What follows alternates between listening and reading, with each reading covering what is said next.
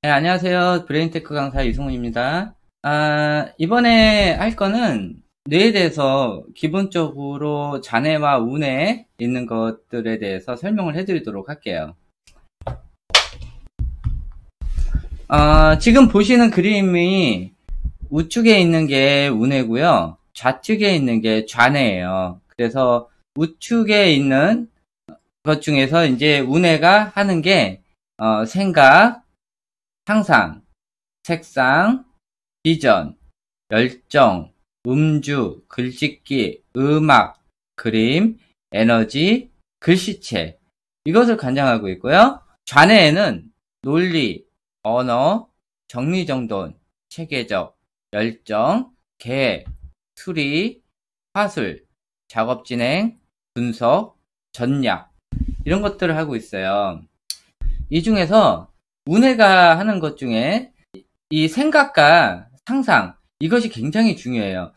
운해에서 나오는 모든 것이 이 생각과 상상에 의해서 창조가 되는 거예요. 그리고 여기 보시는 색상과 또 음악 이런 것들이 많이 발달이 되어 있는 사람들이 음악이나 아니면은 미술 쪽으로 많이 활발하게 그쪽 분야로 많이 발달될 수 있고요.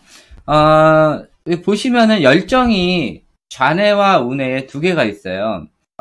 우뇌에 있는 열정은 본인이 좋아하고 재밌어 하는 것들, 이런 거 할 때 집중적으로, 할 수 있는 것이고요. 좌뇌 쪽에 있는 이 열정은요, 자기가 어떤 학습을 할 때, 한 가지에 대한 집중력, 이런 것을 키울 때 도움이 돼요. 그리고 글씨체가 있는데, 이 글씨체는 좌뇌형이든 우뇌형이든 이 글씨체에 관련돼서 좌뇌형 사람들이 언어에 대해서 이제 발달을 하기 시작을 하고, 그 다음에 이 글씨체에 대한 이 뇌가 성장을 하면서 약 초등학교 2학년 정도부터 슬슬 글씨체가 발동되기 시작을 해요. 그런데 우뇌형 사람들 같은 경우는 이 글씨체에 관련된 것들이 많이 발달이 되어 있기 때문에 좌뇌형 사람들보다 더 많은 글씨체와 또 더 예쁜 디자인으로 글씨체를 이용할 수가 있어요. 그리고 운해는 좌뇌보다 많은 에너지를 쓰기 때문에 운해에는 이 에너지가 들어가 있고요. 그 다음에 여러 가지 생각을 하기 때문에 그거에 대해서 표현을 하기 위해 또 그거에 대해서 표현하는 거를 말로 많이 하는 사람들은 좌뇌형 사람들이고요. 그거를 글로 많이 표현하는 사람들은 운해형 사람들이에요. 그래서 운해형에는 이 글짓기에 관련된 거, 그래서 작사, 작곡, 또 여러 가지 이제 책을 쓴다든지 이런 것들에 많이 특화가 돼 있어요. 좌뇌에는 논리, 언어 이런 것들이 많이 발달되어 있고요. 그래서 좌뇌형 사람들이 말빨이 좋아요. 말빨이 좋기 때문에 아나운서, 또 변호사, 검사, 판사 이런 것 등 말 잘하는 직업이 굉장히 많아요. 또 정리정돈이 또 좌뇌에 있어요. 그래서 좌뇌형 사람들은 깔끔하고 정리정돈을 굉장히 잘해요. 그래서 좌뇌형 어머니랑 우뇌형 아이들하고 트러블이 많아요. 우뇌형 아이가 많이 어지럽히기 시작을 하면은 좌뇌형 어머니들이 와가지고 계속 치우라고 얘기를 해요. 근데 운해형 아이들은 운해형 아이들 나름대로 이렇게 치우는 방법이 있어요. 그런데 좌뇌형 어머니들은 쓰고 제자리에 놔야 돼요. 그래서 이거에 의해서 많이 트러블이 생기고 많이 싸우게 돼요. 또 좌뇌형은 체계적이에요. 그래서 일을 진행할 때 1부터 10까지 순서대로 해야 돼요. 그래서 항상 계획을 세워놓고 순서대로 해야 되고, 만약에 계획이 틀어지게 되면은 그 다음 거를 계속 수정을 해야 되기 때문에, 그래서 이런 좌뇌형 사람들하고 우뇌형 사람들하고 같이 일을 하게 되면은 또 많은 트러블이 생기게 돼요. 수리 영역도 좌뇌에 많이 해당이 돼요. 그래서 우뇌형 아이들이 수리 영역이 굉장히 약해요. 수학, 계산 이런 거에 굉장히 어려워요.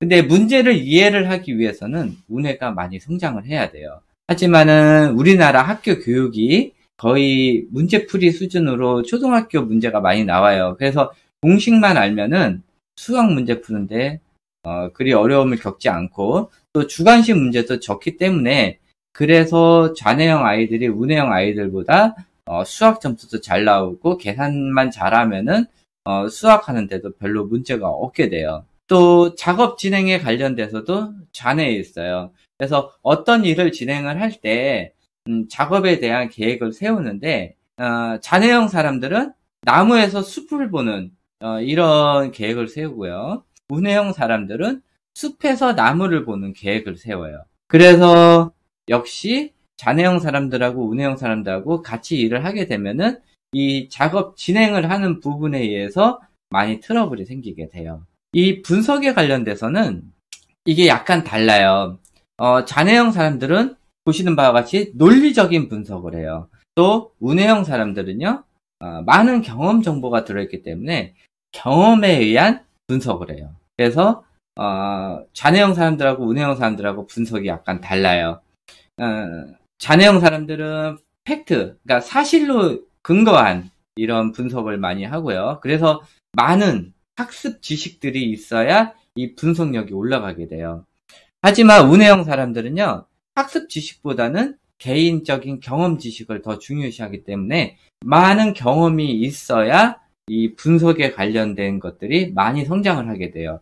그래서 최대한 많은 경험을 해야 되는데 이것도 어린 시기에 유아시기나 초등학교 저학년 때 이 경험에 관련된 뇌가 많이 활성화가 되는데 보통 부모님들이 위험하거나 좀 아이들이 다칠 것 같거나 부모님이 생각하기에 이건 아니다 싶으면은 아이를 아예 하지도 못하게 해요. 그렇기 때문에 아이의 이 경험 지식이 많이 없어지고 또 어렸을 때 조기 학습을 많이 하다 보면은 아이들의 사회성이 줄어들기 때문에 이런 경험 정보에 관련된 뇌가 많이 성장을 안 해요. 그래서 어린 시기, 그러니까 특히 유아 시기에 아이를 많은 학습을 하게 하고 또 제2 외국어를 가르치게 하고 이렇게 하다 보면은 우뇌의 경험에 관련된 이런 정보를 얻는 이런 뇌가 많이 활성화가 안 되면서 아이들의 사회성도 많이 떨어지게 돼요. 아이들의 사회성이 많이 떨어지게 되면은 여러 가지 복합적인 문제가 발생되고 또 아이들이 낯을 가리게 되면서 사람들과의 접촉을 피하게 돼요. 또 아이들이 이런 사회성이 많이 떨어지게 되면은 우물안 개구리처럼 살 수가 있기 때문에 아이들의 이런 사회성을 많이 올려주는 것이 더 중요해요. 그래서 최소 만 60개월 이전에는 아이들의 이런 문자 학습이나 또 제2 외국어를 가르치는 것보다는 이런 아이들과 어울릴 수 있고 많은 정보를 얻을 수 있는 이런 밖에서 또 자연의 소리를 듣게 하고 만들기, 그리기 이런 것들을 많이 투자를 해주시는 게 더 중요해요. 여기까지 해서 기본적인 좌뇌와 우뇌에 대해서 알아봤어요.